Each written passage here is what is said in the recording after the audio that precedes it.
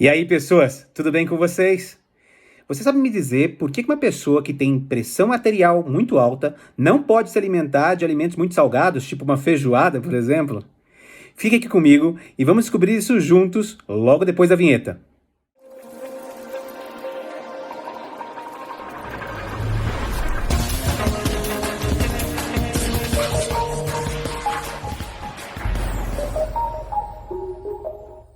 Então, para a gente entender um pouquinho essa questão aí de sal na comida e pessoas com problemas de pressão arterial alta, vamos falar um pouquinho sobre osmose e transportes através da membrana. Vamos lá.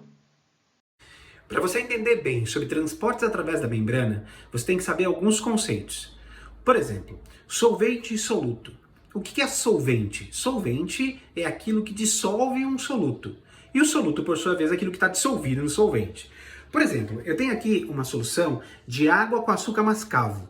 Veja só, a água está dissolvendo o açúcar mascavo, portanto a água é o solvente, o açúcar mascavo é o soluto, certo? Agora, um outro conceito importante, conceito de hipertônico, hipotônico e isotônico. O que seria isso? Hipertônico é algo que está muito concentrado, uma solução muito concentrada, por exemplo. Então, se a gente for pensar em hipertônico ou hipotônico, a gente sempre tem que fazer uma comparação entre as duas soluções. Imagine que você tenha, então, dois copos. Um com açúcar mascavo e água e o outro também. Só que veja que tem diferença de concentração, evidentemente. Logo, qual é a solução hipertônica aqui? Hipertônica. Logicamente, é essa aqui, certo? E aqui é a solução hipotônica, quando a gente compara as duas soluções. Tudo bem? Muito bem. Agora, e o conceito de isotônico? Isotônica é quando as soluções ou quando as substâncias estão em concentrações idênticas, em concentrações iguais. Por exemplo, eu tenho aqui dois copos com água da torneira, certo? A água da torneira, vocês sabem, tem misturas de sais minerais. Então, nós temos uma solução aqui, uma solução aquosa cheia de sais minerais, em uma concentração X. Mas eu peguei da mesma torneira, na mesma hora, então quer dizer, as concentrações estão idênticas. Sendo assim, essas duas soluções são isotônicas entre si, beleza?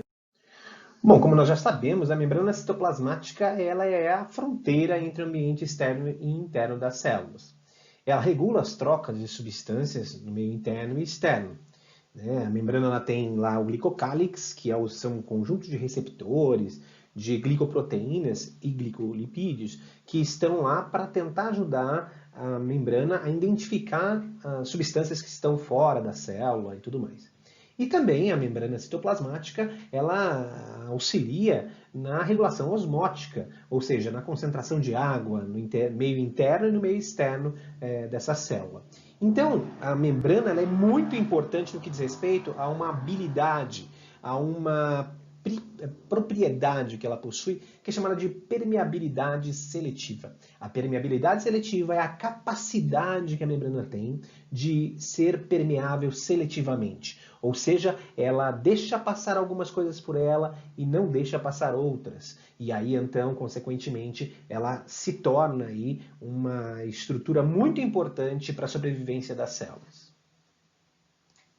Como vimos então no slide anterior, a permeabilidade seletiva é a habilidade de ser permeável seletivamente.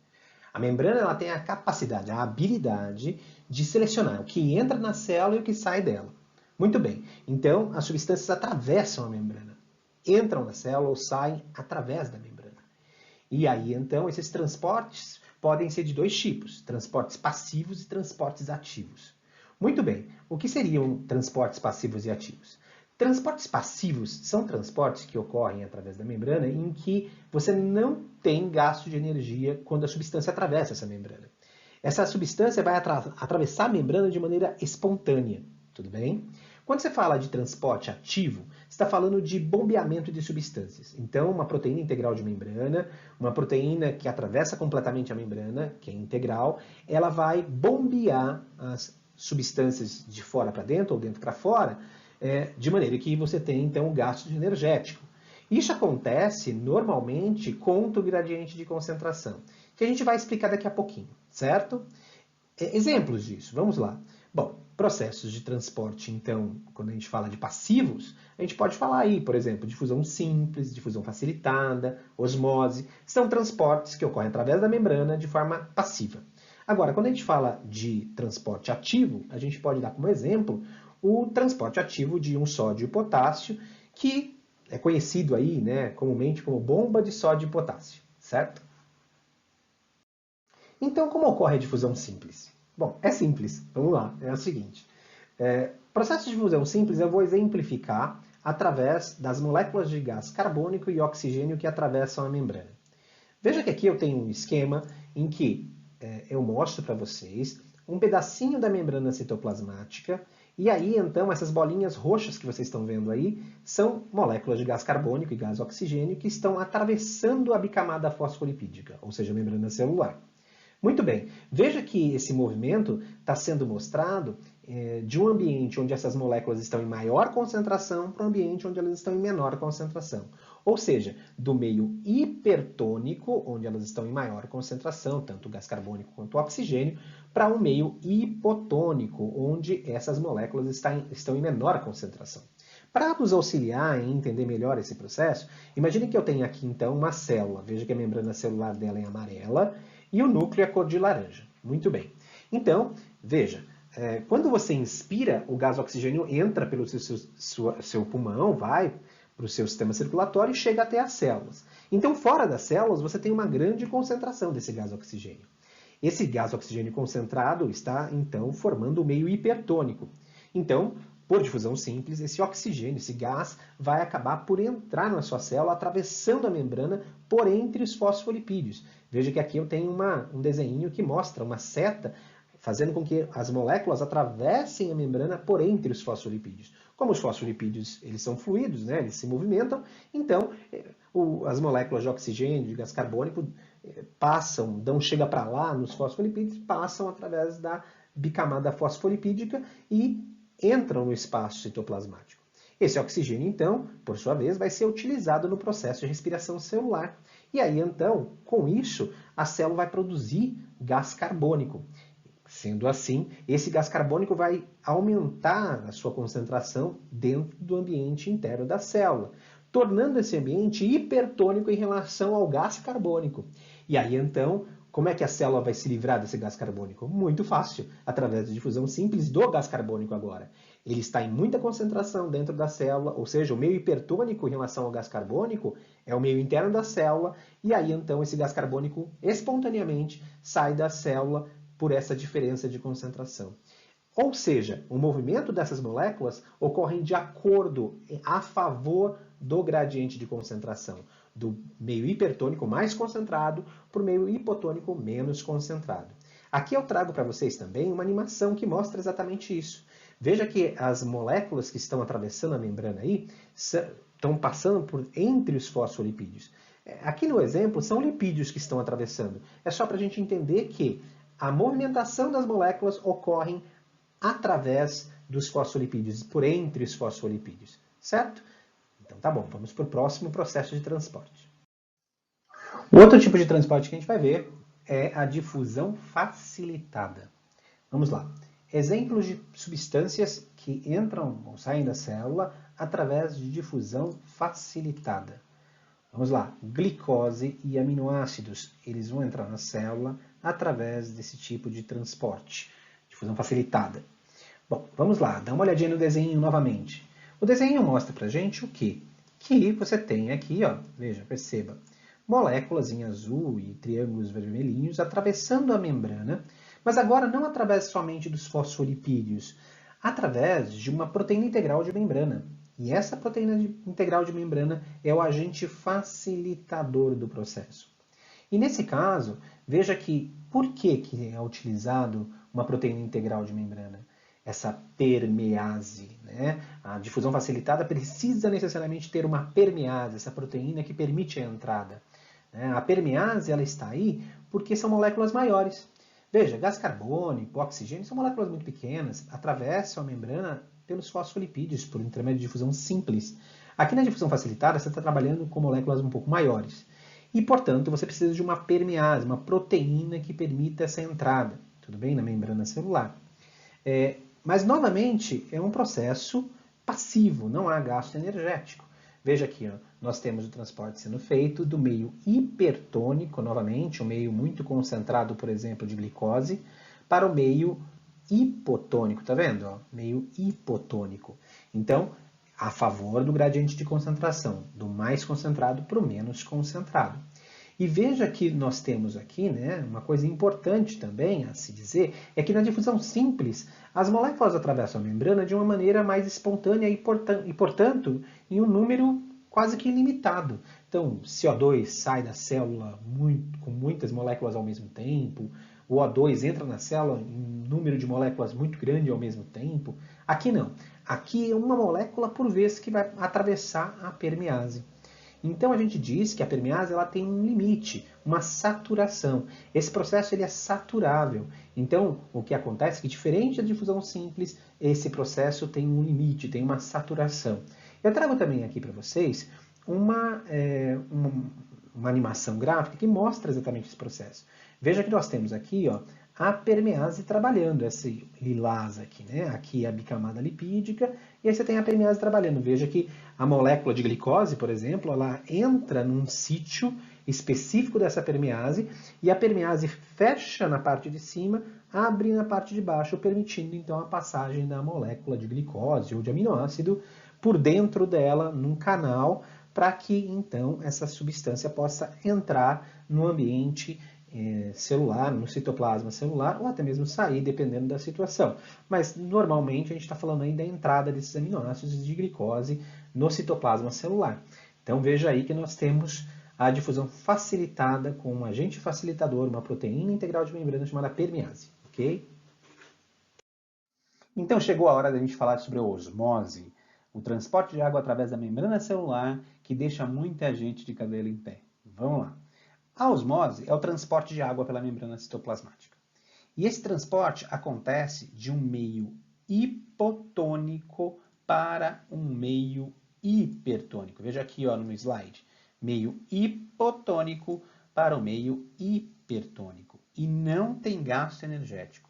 Aí você vai falar, mas como assim, Raul? Veja, do meio hipo para o meio hiper tem que ter gasto de energia, porque a gente já viu, né? Os transportes que são contra o gradiente de concentração, como esse caso, ele teria que gastar energia para acontecer. Calma, olha só, vou explicar para vocês a osmose, primeiramente numa situação experimental. Veja aqui no nosso slide que a gente tem um experimento aqui, ó, onde você tem dois frascos, um com água doce, outro com água salgada, eles estão interligados, eles são continuidade um do outro, e entre esses dois frascos nós temos uma membrana semipermeável. Essa membrana, imagine que ela, hipoteticamente, só deixa ultrapassar aí água. Veja que no início do experimento, a gente tem a mesma quantidade de líquido nos dois frascos. Tudo bem até aqui? Só que um frasco tem água doce e o outro frasco tem água salgada. Vamos chamar esse frasco que tem a água salgada de frasco A e aqui frasco B. Certo? Então, frasco A e frasco B. Bom, meu Azinho não saiu lá aquelas coisas, mas a gente consegue fazer. Isso aqui fica aparecendo com a letra A. Bem, aqui então no frasco A nós temos a água salgada. E aqui no frasco B nós temos a água doce. Muito bem. Veja o que está acontecendo. Se ali na membrana semipermeável só passa água doce, então a gente tem que pensar para onde a água está indo, né?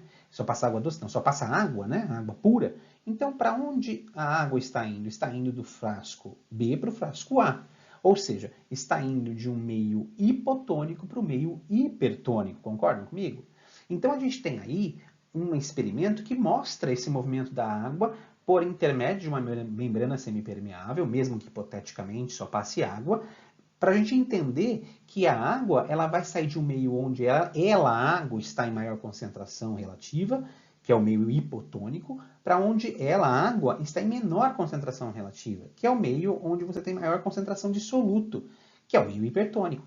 Então a água ela vai se deslocar em direção aonde tiver mais soluto para ela dissolver.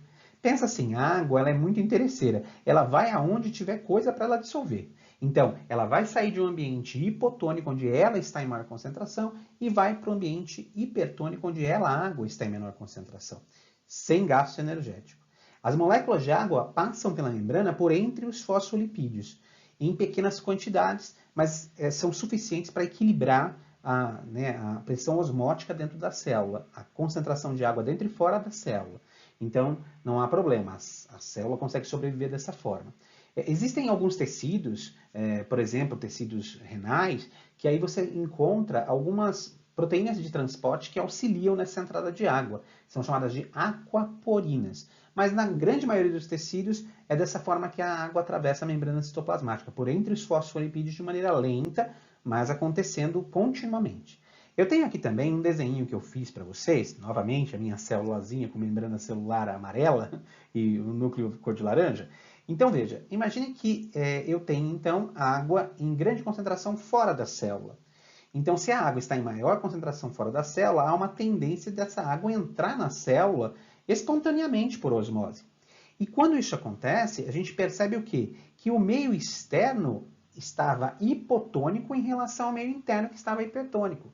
Então, basicamente, a água está se deslocando de um meio hipotônico para o meio hipertônico sem gasto de energia. Se por acaso o meio externo estivesse hipertônico, a célula perderia água, ok?